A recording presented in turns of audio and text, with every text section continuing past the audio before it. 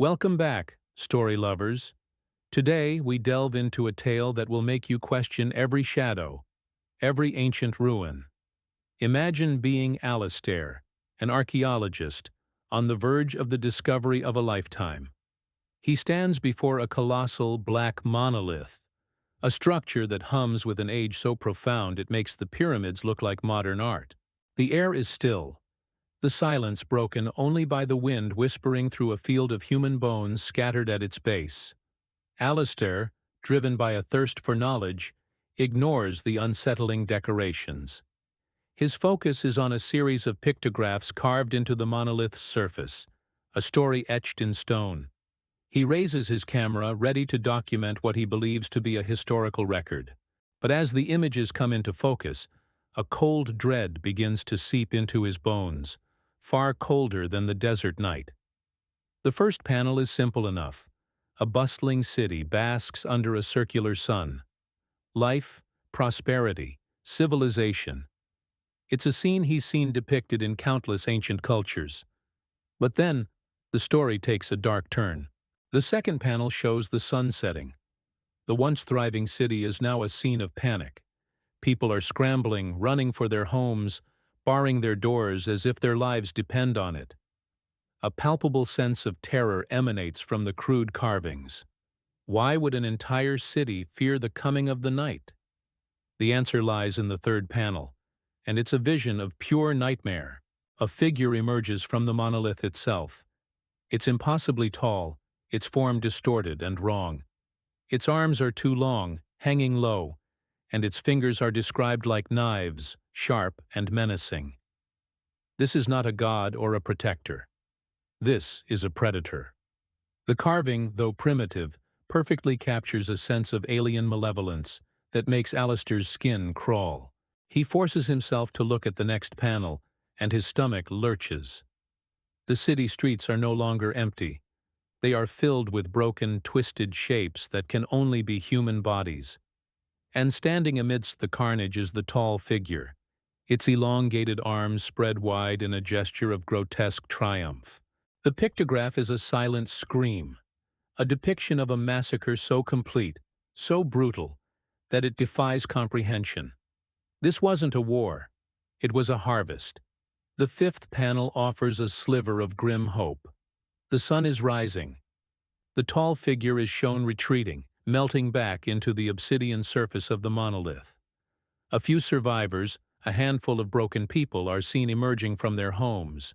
Their task is a grim one: to collect their dead, to mourn in the ruins of their world. The cycle is clear. Day means safety. Night means slaughter. A 1,000-year-old routine of terror. But it's the final panel that shatters Alistair's world. It's different from the others. It depicts a single-stick figure standing outside after sunset. It's not running or hiding. It's just standing there. In its hand, it holds a rectangular object. Alistair's mind races. A book? A stone tablet? And then the chilling realization hits him like a physical blow. It's his camera. The stick figure is him. Looming directly behind the figure is the spindly creature from the monolith. One of its long, knife-fingered hands is already resting on the figure's shoulder, a touch of death. This wasn't just a historical record. It was a prophecy, a warning. The carving was 1,000 years old, but it was describing this exact moment. Above this final, horrifying image, two symbols are carved deep and angry. The symbol for sunset, and beneath it, a single word that needed no translation. A universal concept born of fear. Run. The camera slips from Alistair's trembling hands. His mouth is as dry as the desert sand. His heart is a frantic drum against his ribs. He glances at the sky. The light is fading with terrifying speed. The sun is a fiery sliver on the horizon, maybe 10 minutes, at most, from disappearing completely. He has to get out. Now. His camp, his sanctuary, is an hour's walk away. If he sprints, fueled by pure adrenaline, maybe he can make it in 40 minutes. But the sun will be gone in 10. The math is simple and cruel. He will not make it. He will be caught in the open, in the dark, exactly as the pictograph foretold.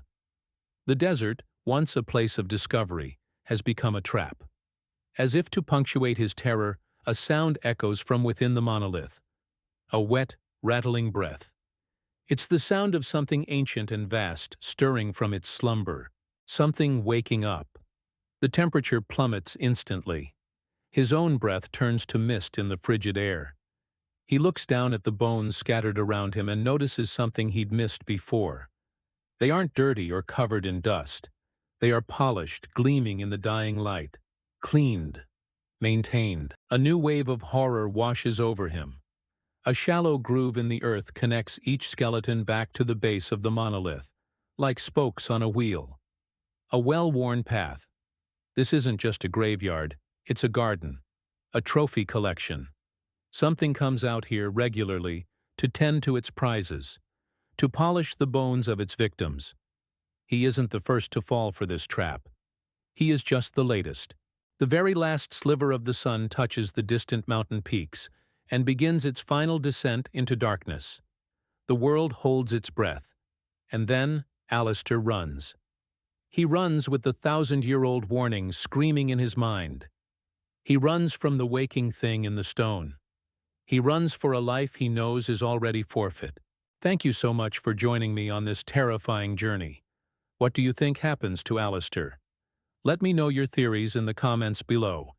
And if you enjoyed this story, please hit that like button and subscribe for more tales from the shadows. Stay safe, and see you next time.